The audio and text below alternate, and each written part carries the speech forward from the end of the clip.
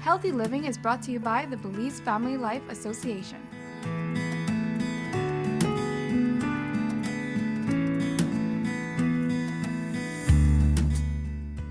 Christmas is finally here. Most people are looking forward to all the festivities that lie ahead.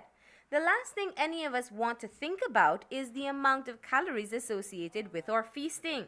But considering that our caloric intake may skyrocket to almost 2 to 3 times above our normal daily recommended intake, it may help to think about how we'll be burning off those extra calories from the Christmas ham and rum popo. We checked in with nutritionist and fitness trainer Karen Rosito to find out the top 3 ways to get through the holidays without holding on to the Christmas calories. After Christmas, January 2010, the best and the cheapest. Number one is walking, because most people that can should walk. Number one in that order. Number 2 is aerobics. And when I say aerobics, I don't mean joining a gym and trying to keep up with any instructor doing steps and all that. I mean aerobic dancing, as in punta and salsa and merengue and everything else that we have here. Creole music, right? Dancing. So that's number 2. And number 3 is riding. Either a stationary bike or riding on any beach cruiser, any mountain bike, anything.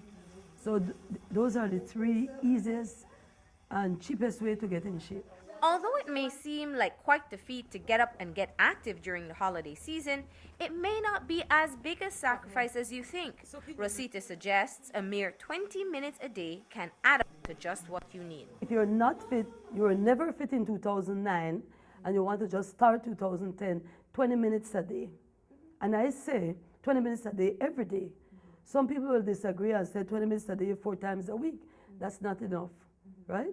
That's like 80 minutes, and it's a little bit over an hour. It's just not enough. 20 minutes a day is 7 days a week. And I'm sure most people can spare that. For a 150-pound female, about 200 calories, which is equal to a beer, a Coke, a slice of white cake, thin slice, you could see the sun through, right? Half a glass of rum popo. So, I mean, that's how we exchange calories. But what I'm saying, if you take that 200 calories a walk and you multiply it by 7, it's almost a half a pound of fat a week.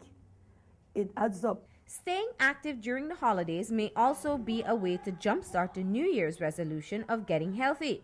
Of course, with any exercise that you undertake, proper form is of utmost importance.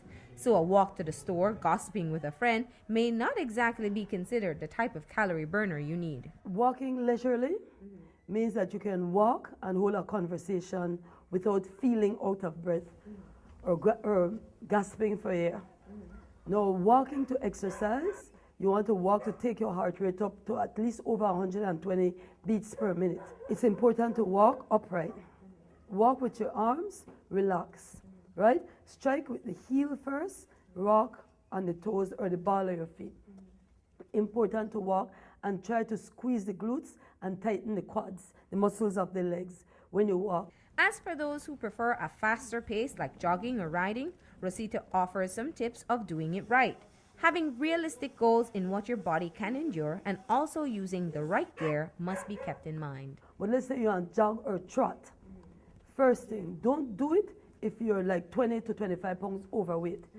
It's more beneficial if you walk all the time, because with your weight and the distance you go, you will burn calories without hurting yourself.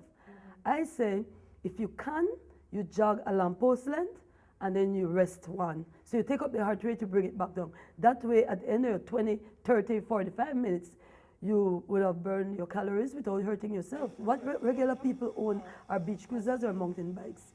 First thing, you make sure that you have proper tennis shoes, because you can't ride bike with slippers and ride good.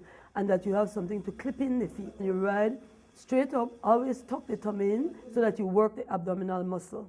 Because remember, you don't get abs or a good waist by doing 1,000 abs. You get a good waist by burning the fat that covers the abdominal muscle. So whatever you do, make sure the spine is erect and you're not hunching, that the seat is not too high or too low. As for fitting in aerobics exercise, it's a lot simpler than you think. Put on a Super G what 4 songs. That's it. And even if you can't punta, you try. And there's salsa, there's merengue, you have Mr. Peter's boom and chime that when you hear it, you want to dance. Yeah. But that is aerobic activity, or you walk, run, or you could walk and squat. The key is moderation. Christmas does only come once a year, but the pounds we pack on may stick around for much longer.